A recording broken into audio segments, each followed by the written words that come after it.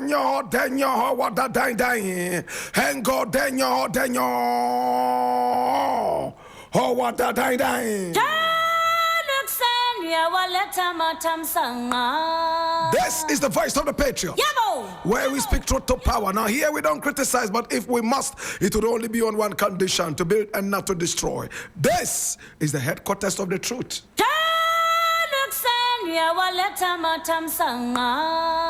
And this is our daily editorial. Today we have a number of stories as usual.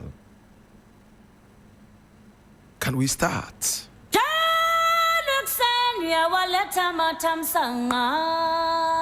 Now, the very first story we are looking at today is taken from Tree News, my own Tree News.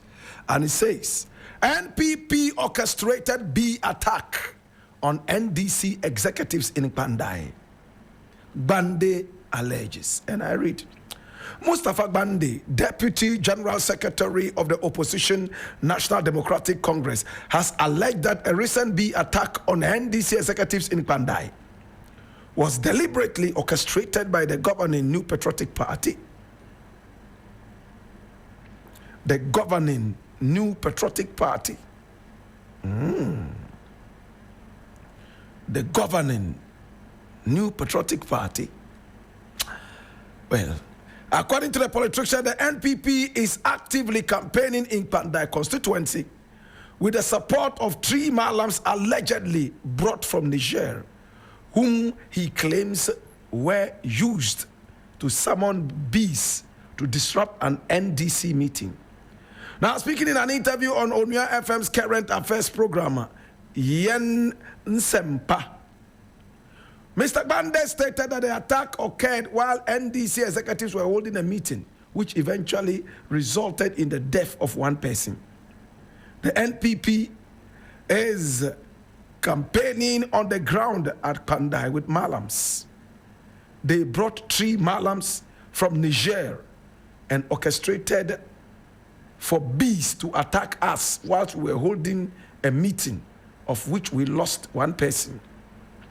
Mr. Kpandai further suggested that the alleged attack was rooted in what he described as well-known spiritual practices in parts of northern Ghana, where bees are believed to have symbolic and spiritual significance. Where we come from and in our towns, everyone knows bees are used for spiritual purposes. It is a totem from Dangbe, Salaga, Bimbila, Yendi, Yelensi, Saboba, Chamba, Basare to Gonja. Everyone knows what bees mean to us, he claimed.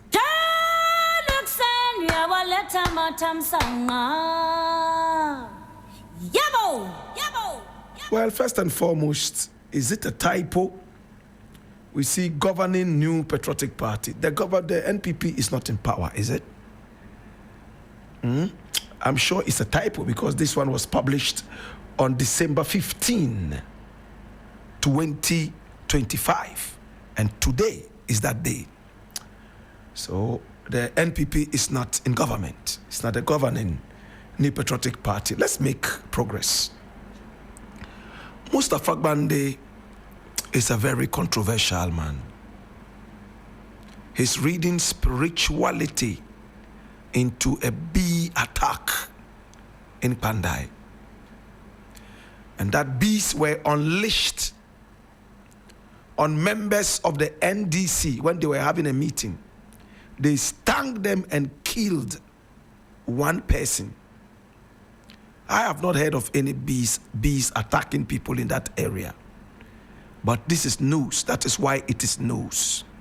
Did bees really attack anybody there? Did somebody die? Okay, so if it's a common practice in the area that bees can be summoned to deal with people in the area, sting and even kill people, my brother, my sister, why didn't we prepare for that? If you know that there's the possibility of a certain attack on you, you know so well how the area is, why did they not prepare against some of these things? Or the NPP is the preserve for spirituality? Again, I am a bit worried about this statement. When we start reading such spiritual meanings into our politics, we are not far from saying our government failed because people were brought from Benin to thwart the efforts of the government and to make our economy flop. If bees can attack people orchestrated by a political party in opposition, I am afraid the same bees can be summoned to sting our currency and make it go low. The same bees could be orchestrated and summoned to eat up all that we have in our coffers in Ghana. The same bees could be summoned to sting and kill our president.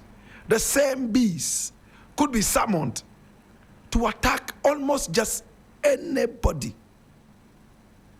My brother, if CNN gets to hear of this, it will be a mockery to us as a people.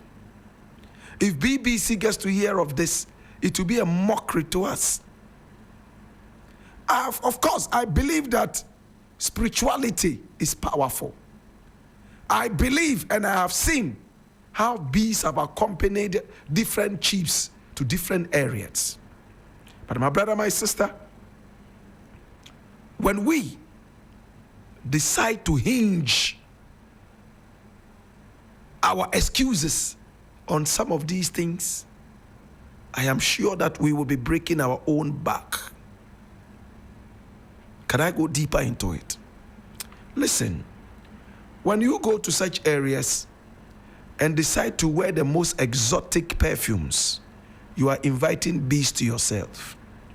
If you go into an area where there is quiet, bees are having fun, hovering around and building their beehives and making honey, and you go there with noise, bah, bah, bah, bah, all over the place, bees will attack you because you are upsetting them. First and foremost, let's look at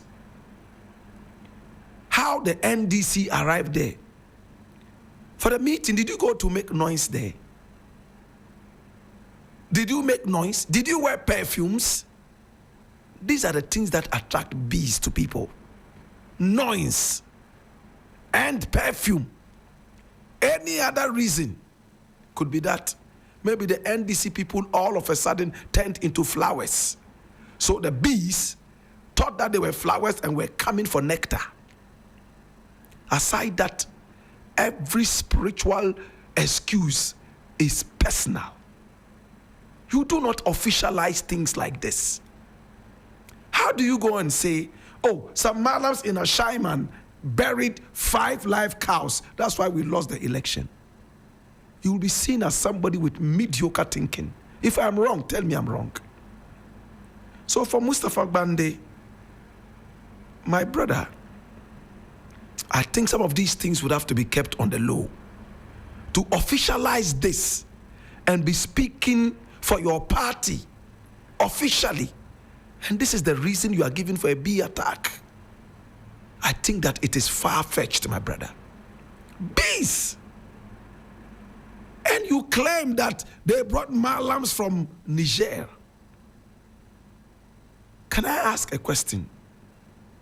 If these malams came all the way from Niger and they unleashed bees on you, then we can imagine what will happen when the polls go on. When elections come, bees can also go out there. In fact, you are causing fear and panic. How many people will go out there and vote when they know that Nigerians are here, malams from Niger are here to unleash bees on voters? Again, finally, you are giving credence and power to the NPP and their malams. You have accepted defeat already. I will suggest that you read The Art of War. And when you do, you might understand better what cheap card you just gave to the NPP. Mustafa Kpandai is my brother. I could have called him to speak with him without coming on radio. But this needs to be addressed because it is out here already. My brother, my sister, how do you expect people to go out and vote when you yourself have endorsed the fact that there are Malams from Niger who are unleashing bees on people? Who will go out there and vote? You think your supporters will go out there and vote? Especially that they know that the bees are coming from the other side. You will score 0. After saying this, did you go ahead to say things that you have put in place to curb this? Or you have just thrown your hands in the air? No, you could do better communication than this, my brother. With all respect, this is a cheap card you have given to the NPP and they don't deserve this. The NDC is a party that is bringing new hope to the Ghanaian. The NPP failed us for the 8 years that they were here. They can't command any beast to hurt anybody. God is angry with them. Ancestors are angry with them. No, the beasts themselves are angry with them. The beasts will not work in their favor. Who are Malams from Niger? They could come from Benin. They could even come from hell. Who are they? No, this is cowardice, I think. And this, Mustafa Kpandai, with all respect, please, next time, I think you can handle things like this better. I leave it here.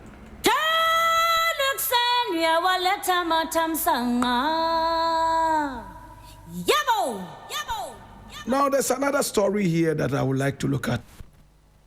And I need you to come around. I'm reading this from 3 News.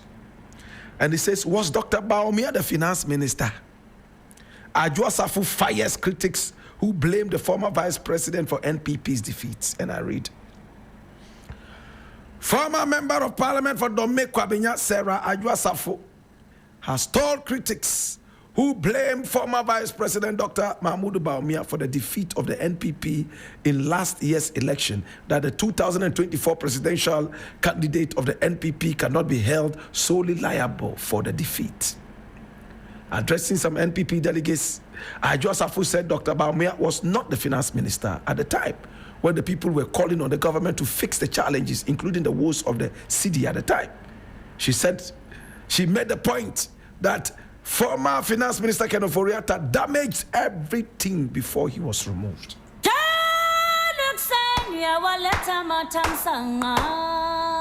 Hey. Did you just hear that? Adwoa said that Ken Ofori-Atta damaged the whole economy before he left. Why didn't they tell us this during the campaign when Ofori-Atta was still here? Why did Adwoa not come out to say, we are supporting Bawumia to be the new president and he will do a better job after Ken Ofori-Atta damaged the economy? No, they were still extolling the values of Ken Ofori-Atta. They were still praising him. My brother, my sister, it took a few NPP MPs to come together and summon the president to kick Ken Ofori-Atta out. Subin NP, one of the most vociferous. Hey, today Adwoa says Ken Ofori-Atta damaged the economy. Who was the chairman of the economic committee? What was his importance? What was his role? What was his job description? Can you tell me? You see, people like Adwoa, their common sense is so little.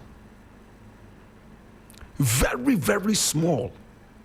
I listened to the tape, and you should listen to her. Confused in the head, no common sense, absolutely. Honorable Kennedy, Japan, then she mentions the number. Oh yeah, politician, and I miss be a politician. But me him say me future, I will Bawumia and chain. My brother, in this country, we honestly do not take psychiatry seriously. We do not take mental health seriously. And it hurts. Adwoa Safo swore an oath that she was going to place Ghana first. Finally, she told us it was a mistake. She should have said her family first. She was fired. Adwoa Safo, when she was campaigning in the last elections, she went for her baby father, Kennedy Japan, to help her win the election. And he did. This time round, he reneged. He probably didn't want to do it. And she lost. He was seriously against her for the amount of money given to her, and she took the country hostage by taking her party to ransom. Listen attentively. Adwoa Safo was behaving like a spoilt brat. Money was sent to her, according to Kennedy Japan, into her Fidelity bank account. And still, she was throwing about her weight. Such a blackmailer. Today, she's the one in the team of Bawumia. These are losers. And listen to what she said. Kedoforiata was the one who messed up the economy and left. So tell me now, what role did Bawumia play in that? Did the president not say he brought Bawumia in to come and help with the economy? So why are we having new narratives now? If the economy flops, Bawumia should be one of the first we should look at. After all, the president told us point blank that he brought him on to deal with the economy. So if my duty is to deal with the economy and the economy flops, who should I blame? But listen to Adwoa Safo. I leave it here.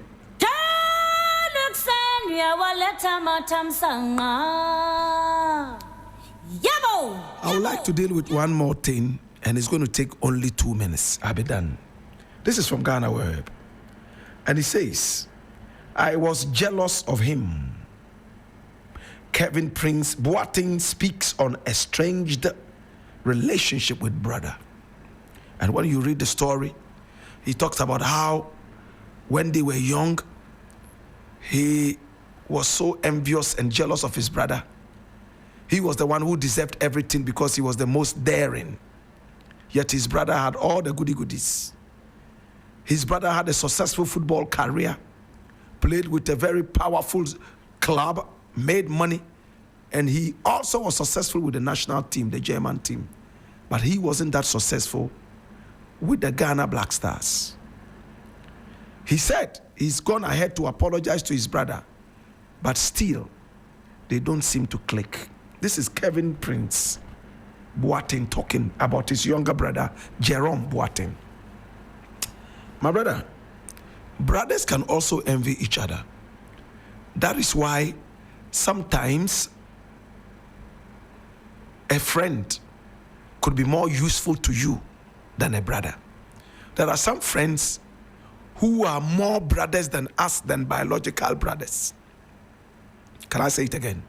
There are some friends who are more brothers to us than people we come from the same womb as. Some brothers want your downfall. Brothers from the same mother, they gossip about you and tell people things that will bring you down. I have seen that time and again in my 51 years on earth. I have seen brothers and sisters backbite each other, pull each other down, poison each other, even kill each other. Kevin Prince Boateng was so bitter And bitterness doesn't inure to success. A bitter man is too heavy to fly. A bitter man is never able to succeed. Look, no matter how much you get, because you are so bitter, you compare your achievement to others and you are never satisfied. That's what happened to Kevin Prince Boateng. We remember when he became one of the ringleaders at Brazil 20 whatever. The last World Cup. My brother, my sister, we saw how money was flown from Ghana in a private jet to them because he was one of the ringleaders who said, no, we won't play until we have money. They put money ahead of the national flag. Mahama had to fly money all the way to Brazil for them. My brother, my sister, never again. At the end of the day, Kevin Prince Boateng was sacked from the camp. Muntari was also sacked from the camp. They failed Ghana. With such an attitude, how do you expect to succeed? You are too bitter to succeed. You put money ahead of everything. Your brother was so gentle and cool. Whatever they offered him, he took. You were too loud. Why did I choose this story today? It's supposed to be a lesson. Some people believe that they are more brilliant than their bosses. And for that matter, they should be their boss's boss. Some people think that they are more qualified than their bosses. Your qualification doesn't make you your boss's boss. It's not all about qualification. It's not all about loudness. Huh? Some people think that they trend, and for that matter, they are the best. No, trends are not the best. There are some people who do not even know social media, but the quality they exude is heavier than lead. Think about it. Brothers and sisters envying each other. You work at a place, and instead of joining hands to be able to raise high the flag of the institution you work for, you rather envy each other, sabotage each other. At the end of the day, the institution suffers. It is so rife in Ghana, this nonsense. Instead of working together to build our nation, no! We are sabotaging each other. When somebody gets best employee, hey, we are looking for the next malam to give them diseases so they can't come. For Kevin Prince Boateng, it's good that you apologized. But so much water has gone under the bridge. It won't take a day for your brother to start running into your arms. He won't trust you immediately. You have done too much, and he needs a lot of time to be able to heal. Leave him alone. Let him heal. You have been a bad brother. Bad brother. It's good you have apologized. Your apology does not mean that automatically you should jump into your arms. No. It's like a man and a woman in love. Then the man betrays the woman. And then she recoils. They break apart. Then all of a sudden the man comes back crying and apologizing. Don't expect the woman to jump into your bed the next moment. No. Give her time to recover. Give her time to think if she still wants to be with you. The fact that she's forgiven you doesn't mean she'll jump into your arms again. Enough is enough. Maybe she wants a new, fresh page. I'll leave it here.